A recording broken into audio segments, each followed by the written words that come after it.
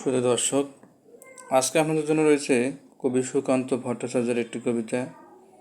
কবি সুকান্ত ভট্টাচার্য আমার একজন প্রিয় কবি। সেই স্কুল লাইফ থেকে তার প্রতিভক্ত। যখন শুনেছি যে মাত্র 21 বছর বয়সে সে মারা গেছে, অর্থাৎ 21 বছর বয়সে তার যতগুলো সৃষ্টি সত্যি প্রশংসা করেও শেষ করা যাবে না। তো আজকে রয়েছে তার লেখা অনন্য পায়া। অনেক গড়ার চেষ্টা ব্যর্থ হলো, ব্যর্থ বহু উদ্যম আমার। নদীতে জেলেরা ব্যর্থ, তাঁতি ঘরে নিঃশব্দ কামার। অর্ধেক প্রাসাদ তৈরি, বন্ধ ছাদ পেটানোর গান। চাষির লাঙ্গল ব্যর্থ, মাঠে নেই পরিপূর্ণ ধান। যতবার গড়ে তুলি ততবার চকিত বন্যায়।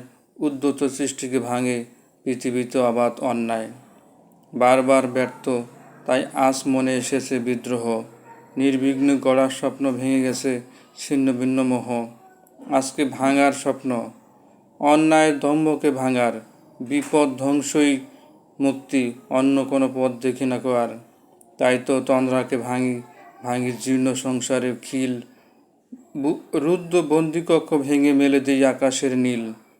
নির্বিঘ্নে সৃষ্টিকে চাও, তবে ভাঙো বিঘ্নের বেদিকে। উদ্যম ভাঙার অস্ত্র ছুড়ে দাও চারদিকে।